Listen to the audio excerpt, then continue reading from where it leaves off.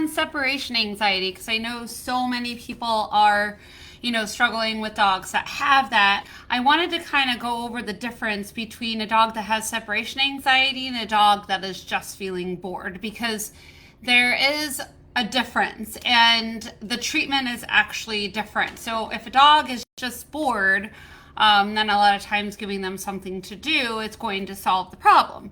If they're feeling true separation anxiety, then you actually have to rewire the body so that they start feeling more relaxed and they can get into more like a meditative state. So I wanted to kind of go over the difference between the two. So when a dog is feeling separation anxiety, there are certain things that they are more likely to do that a dog that's feeling boredom would not do. So one thing is they're less likely to want to eat.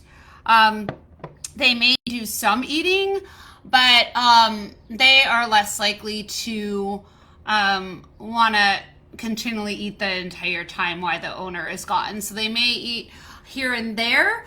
If you give them a treat or a Kong or something to occupy them with, like when we do the separation anxiety protocol, if any of you guys have watched any of it or will watch any of it, we talk about giving the dog a food-oriented toy.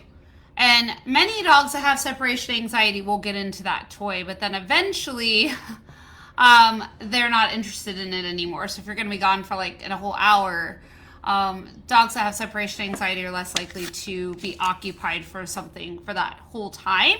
If they're bored, then they're going to be more likely to enjoy that enrichment toy the whole time you're gone. And enrichment toys could be like a Kong. It could be a Kong wobbler. Those have a hole in it and you push them and then the food falls out. It could also be like an antler.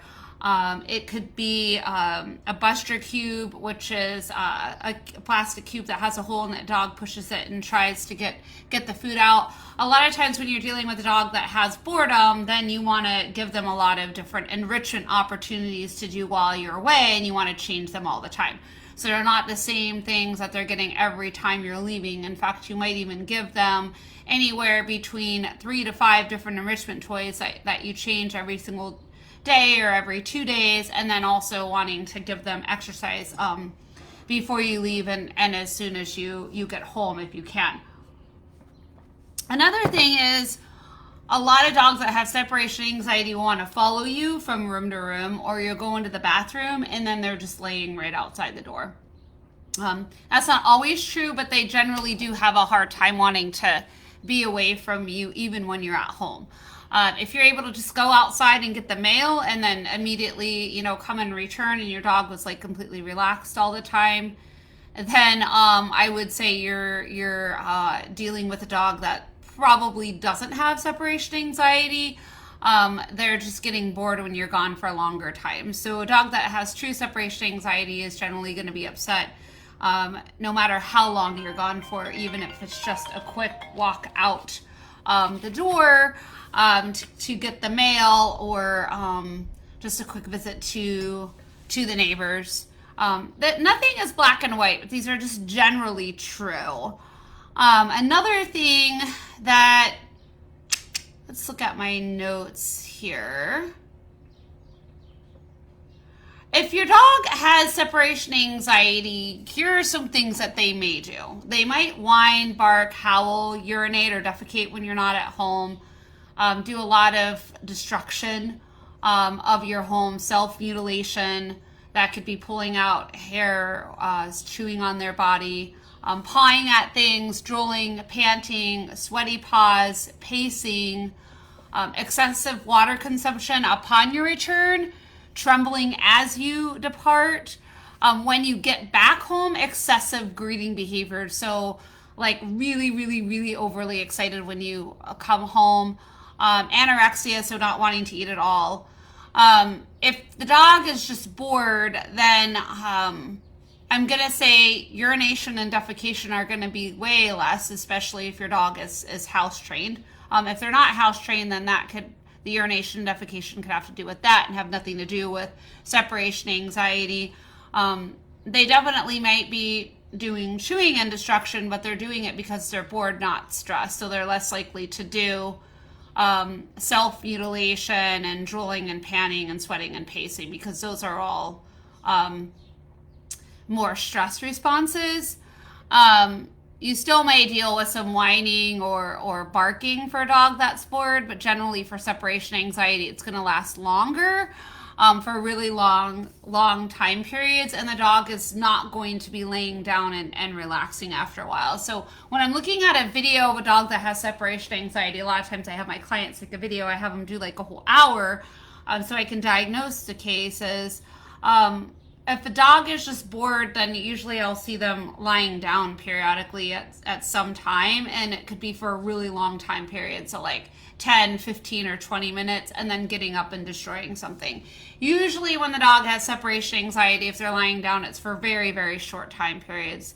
Just a few minutes, 1 to 5 minutes. And then they're back up, howling, whining, doing, the list of the behaviors that I just mentioned. They also may be noise sensitive as well. That's not always true with a dog that has separation anxiety, because they have anxiety already. They might have other problems like aggression, or they might be sensitive to noises. They might be fearful of certain people.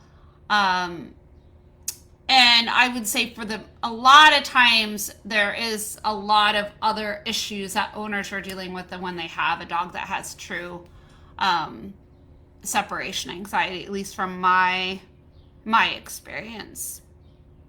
And they usually do not like to be in the crate. So the crate usually is not going to be a calming space for them.